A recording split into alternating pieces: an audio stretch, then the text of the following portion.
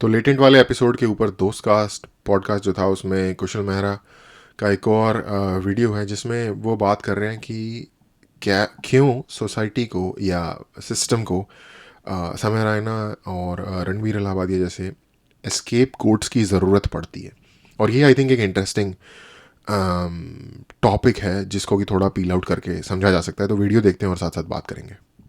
I think another issue also is आपने इससे पहले बात करी कि there are consequences to free speech. One of the मतलब how I would love to see this ideally is that ये सारी चीजें करते हैं and sorry I remember now. Yes, you were talking about कि हमारे को एक स्पिरिचुअल एक अंदर से इन्फ्योरिटी है. That's why we can't be critical. You said something around critical self appraisal. What did you से?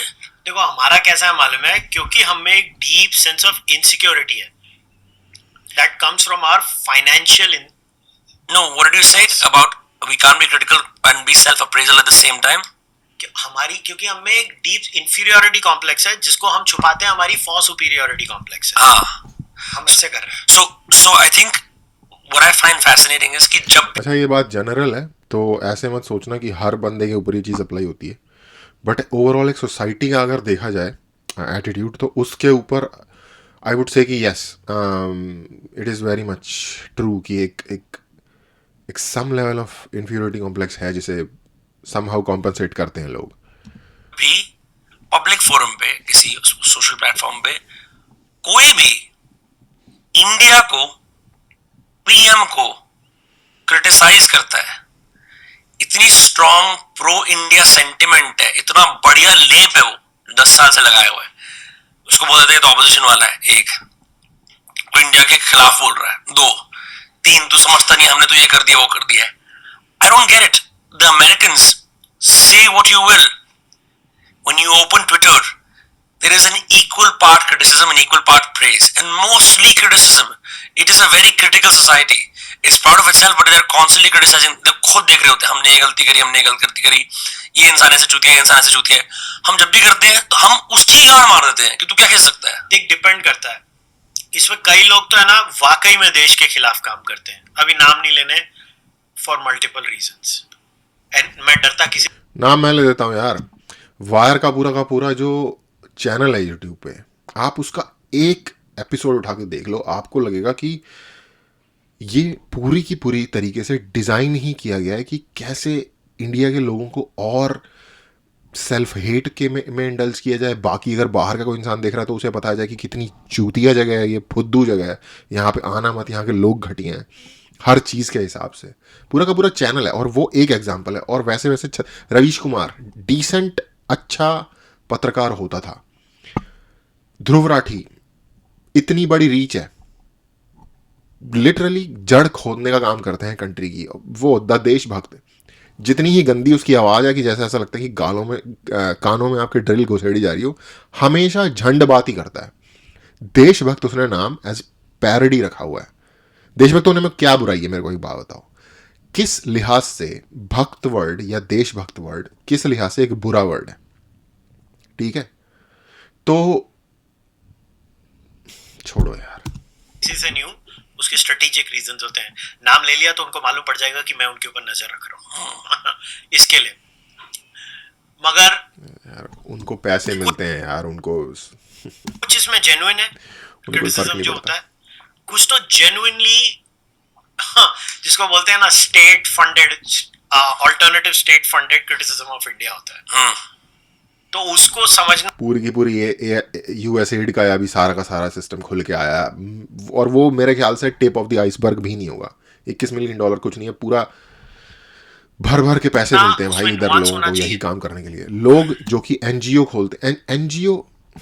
भारतीयों की प्रॉब्लम ये हो गई है, अगर आपको इस पॉडकास्ट की छोटी छोटी झलक देखनी है, से पाइलॉन्स, मैंने बोला ना रिक्रिएशनल आउटरीच बहुत अच्छा वर्ड है.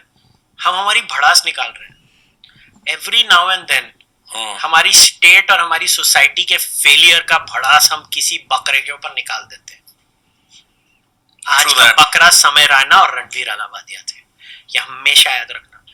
Every person taking their frustration out on them is basically saying कि we have failed, our system is a failure, and let me take my frustration out this way. And the sad part is, the one who's really frustrated and really edgy often finds कि मैं क्या ऐसी बात बोल सकता हूँ, इसके लिए जनता मेरे को रीट्वीट कर दे, वो परपेचुअल एजलॉर्ड बन जाता है। फिर वो सोचता ही ऐसी है कि बस मैं ऐसा कुछ बोलता रहूं जिससे मैं सबसे वाहियात टेक दूं और मैं हिट हो जाऊं। और that is not something that I am a proponent of. You will rarely see me promoting यार anything. ये क्या था, इसने बोला I am not a proponent of, और उसने ऐसे देखो ये क्या Proponent था, of. देखो देखो अबे You will अबे ये क्या था यार, rarely see me promoting anything like that on my social media. Sorry No, यार it's not the way to find the truth. No, it is To not. arrive at your opinion, you have to ask questions and say, humbly मुझे लगता है मेरी free speech है, मैं गलत हूँ, आप मेरी गांड मार दो। दूसरा ये होता है, भाई साहब लास्ट टाइम मैंने ना यूट्यूबरों की गांड मारी थी, हिस्टोरिकली मेरी यूट्यूबर की गांड मारना बहुत चलता है, let me double down on it. It's okay जो कुशल ने बोला कि कुशल जी whatever जो भी ने बोला कि लोग फ्रस्ट्रेटेड हैं सिस्टम से और वो उसका हर जाना उस पर निकाल रहे हैं। सिस्टम से नहीं, वो अपनी लाइफ से फ्रस्ट्रेटेड है, अपनी लाइफ की असफलताओं से फ्रस्ट्रेटेड है, उनकी लाइफ में जो प्रॉब्लम्स है उससे फ्रस्ट्रेटेड है। इस वजह से कर रहे होंगे, एक बड़ा चंक कर रहा होगा। तो अगेन मैंने इस पर कई बार बोला है कि ये डिफरेंट चीज़ें हैं। एक वो हैं जो इस वजह से कर रहे हैं, एक वो हैं जो इस वजह से कर रहे हैं क्योंकि इनको गालियां देके उन लोगों को एक पुश मिल रहा है ओवरऑल फेवर में, या जैसे कि ये कह रहा है कि मैं सबसे वाहियात टेक दे दूं तो मैं किसी तरीके से रीट्वीट हो जाऊं, एजलॉर्ड बन जाऊं, वटेवर जो भी बन जाऊं। बहुत सारे लोग, जैसा कि उस बंदे का था, आप अगर एक बार इधर आ गए मुंबई के अंदर तो आपको दुनिया की कोई ताकत नहीं बचा सकती। अब ये कितनी चूतिया बात है। पहली बात, तू है कौन?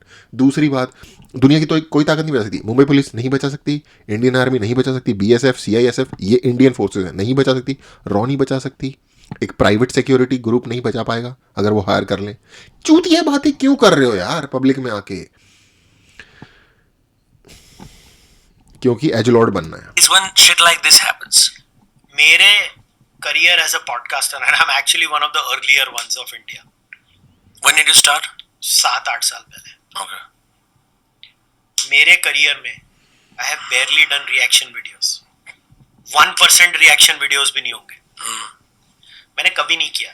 I have done monologues to share my thoughts, where I share evidence and everything.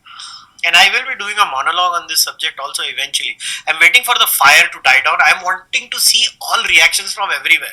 And then I like to be the last one putting my stamp on it and get the fuck out of there. Because I don't want to be accused of click farming. So Fair. when the clicks have gone, then I will share my view on my channel. ताकि कोई मेरे को ये तो नहीं बोले ये तो क्लिक बटोरने के लिए आ गया। इसके लिए मैं ये हफ्ते कुछ नहीं बोलने आ रहा हूँ। अच्छा ये ना मैं भी बहुत सोचता था कि ये करना चाहिए, क्या ये सही चीज़ होगी, क्या इस पे लोगों को बुरा लग सकता है क्या? यार मैंने ये देख लिया कि जो भी तुम कर लो, ऐसी क्रिटिसिज्म आती है जिसका कि कोई मतलब जिसका जवाब ही देना आपको लगता है यार ये मैंने कब बोला, जिस चीज़ के ऊपर ये मुझे अक्यूज़ कर रहा है, या फिर मैं तो बोल ही कुछ और रहा हूँ, ये कोई और ही लाइन पे जा रहा है, यहाँ पे इस बात को कहने का क्या मतलब बनता है? ऐसे ऐसे मौके आ जाते हैं। मैं अगले हफ्ते बोलूंगा मेरे चैनल पे। मैं ये हर चीज जो आज मैंने बहुत सारी चीजें बुक मार्क करके रखी हुई है। मेरा इसमें एक ही विनम्रता से लोगों को संदेश है, सरकार बाय डिफॉल्ट तुम्हारी दुश्मन होती है। I think another ये issue एक- also is आपने आई डोंट नो कि कितना ठीक होता है। टू सम एक्सटेंट मैं समझ सकता हूँ कि इसका लॉजिक क्या है इस बात का कि सरकार बाय डिफ़ॉल्ट तुम्हारी दुश्मन होती है। ये एक लिबर्टेरियन व्यू है, मोस्टली अमेरिकन कह सकते हो। मैं इससे अग्री भी करता हूँ to a large extent, but कुछ सिचुएशंस में सरकार आपकी दोस्त भी हो सकती है। फॉर एग्जांपल सरकार का सिर्फ एक काम है बेसिकली, अगर आप ठीक से डिस्टिल करके बॉयल डाउन करो डाउन टू ज़ीरो, सरकार का सिर्फ एक काम है, लॉ एंड ऑर्डर मेंटेन करना। एक ज़्यादा ताकतवर इंसान एक कमज़ोर इंसान को खा ना जाए, ये मेंटेन करना बेयर बोन्स सरकार की जिम्मेदारी है। और उसके अलावा फिर उसके ऊपर बिल्ड होना शुरू होता है। अच्छा ठीक है, टैक्स सरकार चलेगी कैसे, कौन बनेगा सरकार, इलेक्शन होगा, डेमोक्रेसी होगी, क्या होगा, राजतंत्र होगा।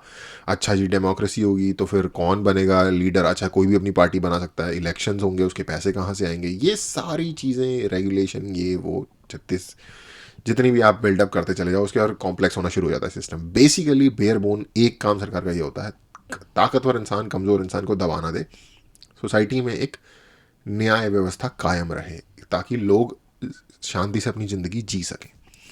तो वो जो रोल है सरकार का वो पीपल फ्रेंडली है। अब उसके बाद जो उसके ऊपर फ्रिल्स ऐड किए जा रहे हैं वो डेफिनेटली उनमें बुरे अच्छे हर तरीके की चीज़ें हो सकती है। अगेन एक और भी ये तो ये है कि ताकतवर विद इन कंट्री या विद इन सॉवरेन जुरिस्डिक्शन ऐसा ना करे। एक दूसरा फर्ज सरकार का ये भी है कि अगर बाहर से कोई पावर इन्वेड करने की कोशिश करे उसको भी रोकना सरकार का काम है। तो ये है कुछ बेयर बोन्स चीज़ें।